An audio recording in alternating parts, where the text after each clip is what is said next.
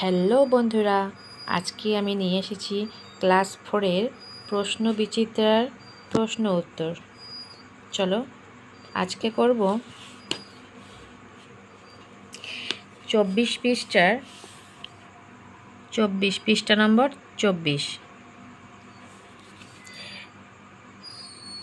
তুলসী রানী গুচ্ছ সম্পদ কেন্দ্রের প্রশ্ন উত্তরগুলো।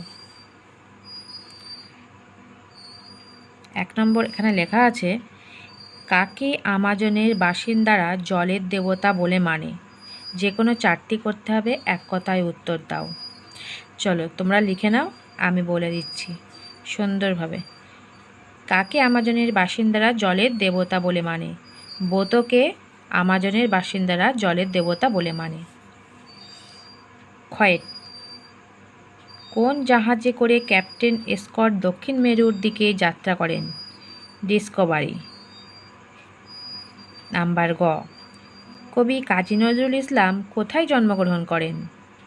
উত্তর হবে বর্ধমান জেলার চুরুলিয়া গ্রামে। নাম্বার ঘ, কোন পাহাড়ের মাথায় হাড়ভাঙা পাতার গাছ পাওয়া যায়? উত্তর হবে শুশনি পাহাড়ের মাথায় হাড়ভাঙা পাতার গাছ পাওয়া যায়। উঙার দাগেরটা, আলো নাটকটি কার লেখা? আলো নাটকটি লীলা মজুমদারের লেখা। নাম্বার চ, ছন্দের জাদুকর কাকে বলা হয়? ছন্দের জাদুকর সত্যেন্দ্রনাথ দত্তকে বলা হয়। চলো 2 নম্বর প্রশ্ন শুরু করি। লেখা আছে, শব্দঝুড়ি থেকে শব্দ নিয়ে শূন্যস্থান পূরণ করো। কয়ের দাগ, পাতার ফাঁক দিয়ে বাতাস বয়। কি হবে? এখানে ঝুড়িতে দেওয়া আছে টকবক, শোষো, তরতর, কাঁপতে কাঁপতে। পাতার ফাঁক দিয়ে বাতাস বয় শোষো। খ, নৌকোও এগিয়ে চলে তরতর করে। গ, আমি ঠকঠক করে কাঁপতে কাঁপতে হাঁটতে লাগলাম। ঘ, লাল মোটা চাল দেখতে দেখতে টকবক করে ফুটতে আরম্ভ করলো। 3 দাগের নিচের বাক্যগুলি থেকে কর্তা, কর্ম এবং ক্রিয়াপদ খুঁজে লেখো। কয়ের দাগে আছে, উবা ছবি আঁকছিল।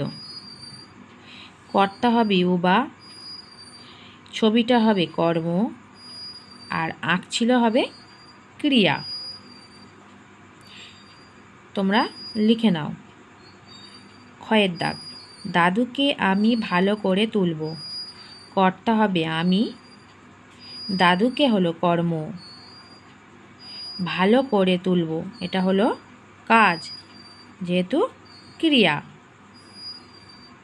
চলো 4 নম্বর, নির্দেশ অনুসারে উত্তর দাও। দেওয়া আছে সন্ধিবদ্ধ করো। বিদ্যা যোগ আলয়, কি লিখবে তোমরা? বিদ্যালয়।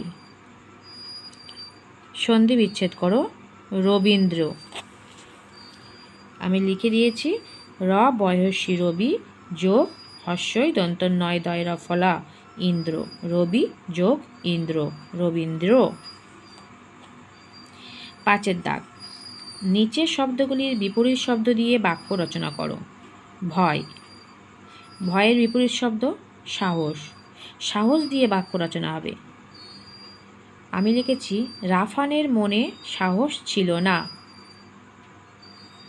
খ, আলো, আলোর বিপরীত অন্ধকার, অন্ধকার আমার ভয় করে। 6 দাগ, নিচের দাগ দেওয়া শব্দগুলিতে কোন পুরুষের ব্যবহার হয়েছে লেখো। কয়েক দাগ আছে, আমরা বনভোজনে গেলাম। আমরা কি পুরুষ? আমরা হলো উত্তম পুরুষ। খ, মাঝি মাছের ঝোল রাঁধে। মাঝি কি পুরুষ? মাঝি হলো প্রথম পুরুষ। চলো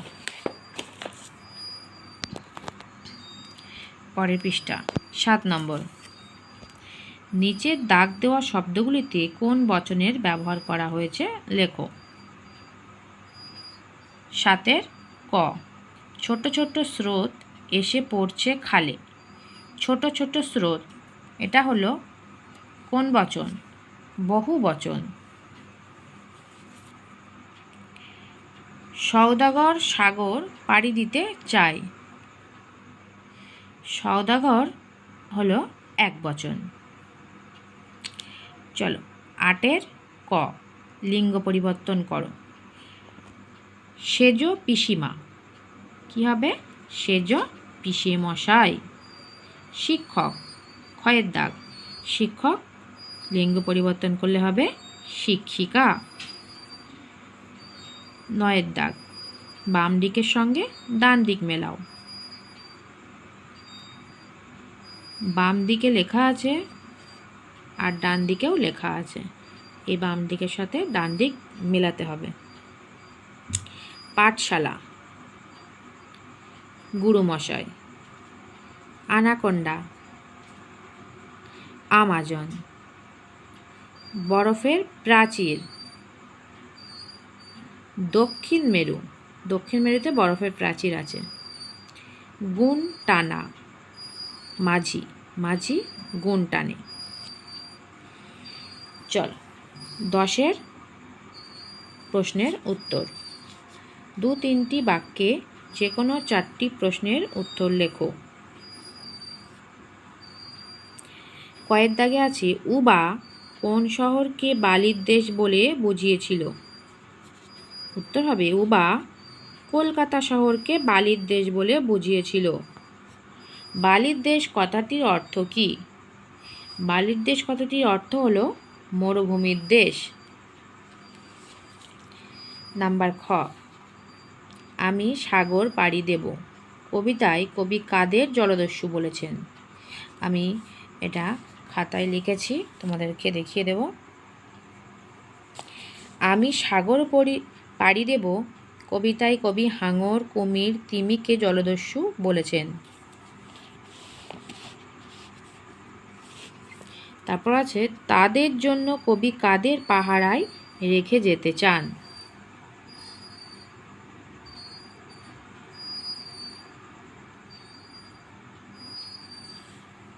নাম্বার গ,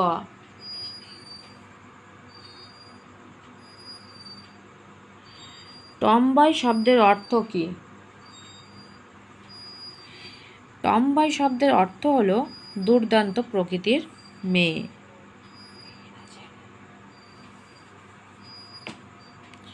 সেজ পিসিমার মেয়েকে টমবয় বলা হয়েছে কেন?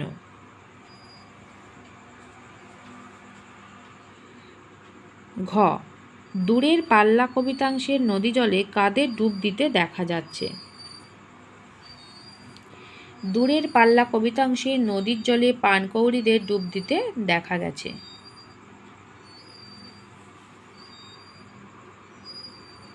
বন হাঁস কি করছে? বন হাঁস ডিম তার শ্যাওলায় ঢাকছে। কার বাড়ির নাইওরি লইয়া যাওরে মাঝি? ওঙার দাগ, এই কথাটি কে কাকে বলেছিল? নাইওরি শব্দের অর্থ কি? এই কথাটি হোসেন মামা মাকে বলেছিলেন। নাইওরি শব্দের অর্থ হল পূর্ববঙ্গের কোনো বধূর নদীপথে বাপের বাড়ি যাত্রা করা। চয়ের দাগ, ছেলেবেলা থেকেই স্কটের সামুদ্রিক অভিযানে আগ্রহ ছিল কেন? ছেলেবেলা থেকে স্কটের সামুদ্রিক অভিযানে আগ্রহ ছিল কারণ তার পূর্বপুরুষেরা অনেকেই সামুদ্রিক বিভাগে বড় বড় চাকরি করতেন। শেষ 11 দাগের আমি সাগর পাড়ি দেব কবিতাটি কবির নামসহ 8 লাইন মুখস্থ লেখো। এগুলো তোমরা বই থেকে দেখে করে নিও, এটা আমি আর দিলাম না। সো আমার প্রশ্ন উত্তরগুলো যদি ভালোভাবে বুঝতে পারো বা তোমাদের যদি ভালো লেগে থাকে তাহলে আমার চ্যানেলটা সাবস্ক্রাইব করে দিতে ভুলো না।